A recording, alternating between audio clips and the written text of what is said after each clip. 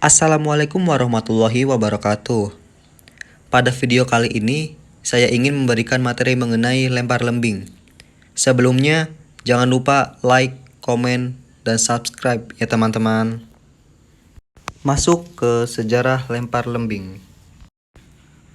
Lempar lembing merupakan salah satu aktivitas dan keterampilan sehari-hari yang dimiliki oleh manusia sejak zaman purba, di mana manusia masih hidup dengan cara berburu. Lempar lembing telah diperlombakan dalam Olimpiade kuno, yakni pada tahun 776 sebelum Masehi.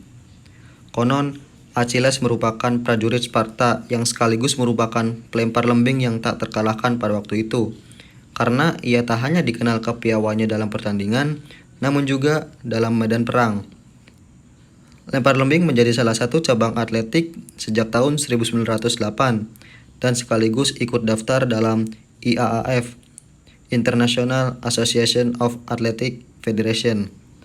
Atlet lempar lembing terbaik dunia dan belum terpatahkan rekornya hingga kini adalah John Zelensky, satu-satunya orang yang bisa melempar lembing hingga sejauh 98,48 meter pada tahun 1996.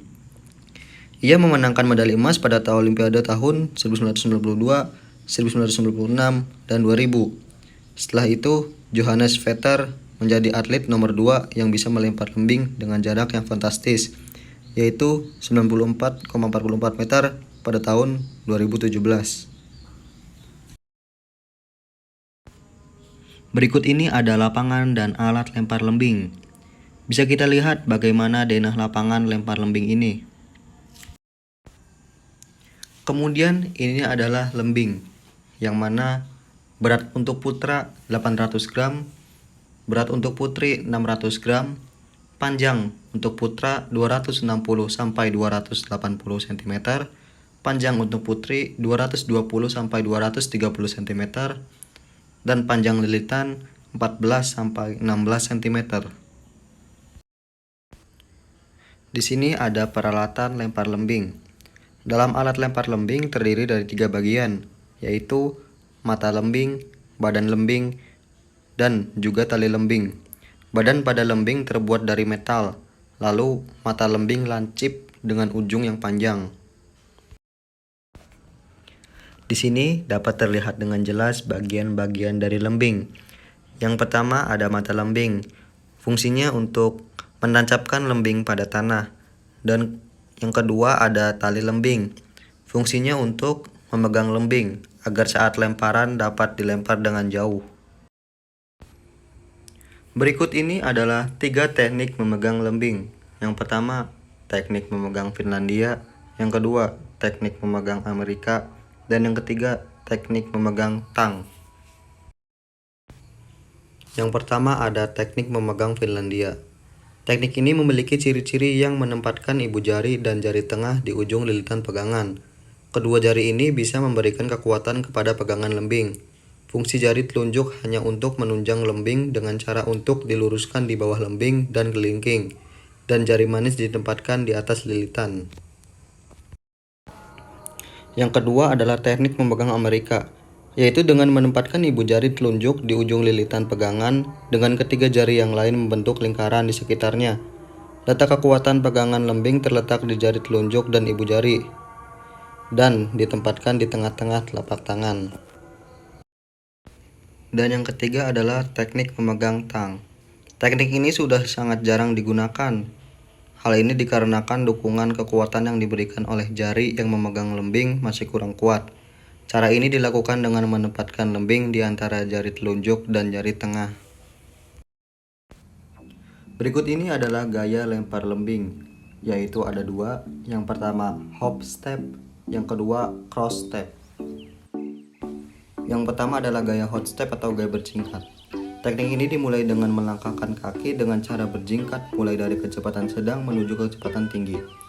Gaya ini berdampingan dengan gaya memegang lembing cara Finlandia dan tang, di mana posisi lembing berada di atas bahu, baik di bawah sejajar bahu pada saat awalan atau berada pada posisi atas lurus ke depan. Gaya ini dipergunakan untuk menciptakan gaya dorong pada seluruh bagian tubuh ke arah depan yang dipusatkan pada lengan pembawa lembing. Pada saat melempar, Karena saking kuatnya daya dorong yang diciptakan tubuh akan melompat dan jatuh ke depan setelah lembing terlempar. Yang kedua ada gaya cross step. Langkah menyilang ini akan tampak pada saat atlet sampai pada 2-3 langkah terakhir sebelum melempar. Silangan kaki dari arah kanan ke kiri. Demikian pula dengan posisi kaki sehingga tampak menyilang.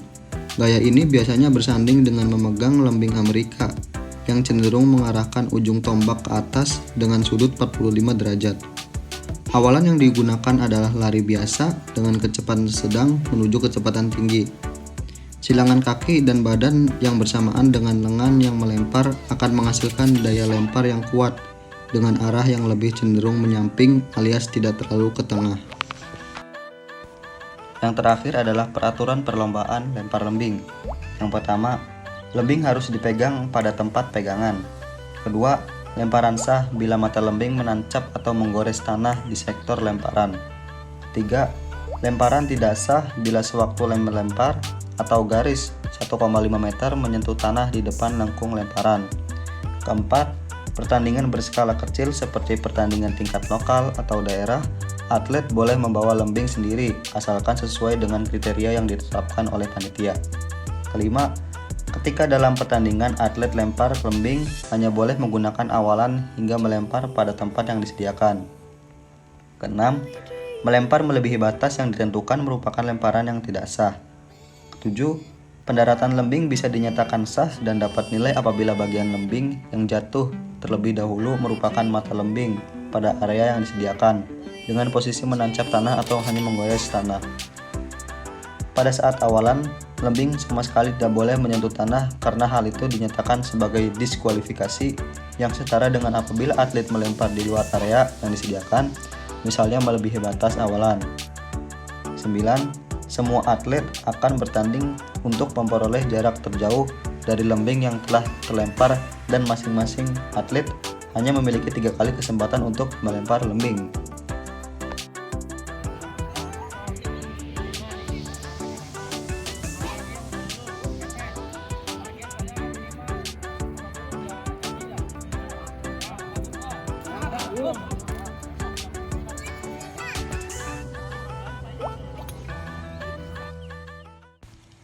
Oke, itu saja yang dapat saya sampaikan untuk materi mengenai lempar lembing. Mudah-mudahan dapat bermanfaat untuk teman-teman semua. Lebih kurangnya saya mohon minta maaf. Wabillahi taufiq wal hidayah. Wassalamualaikum warahmatullahi wabarakatuh.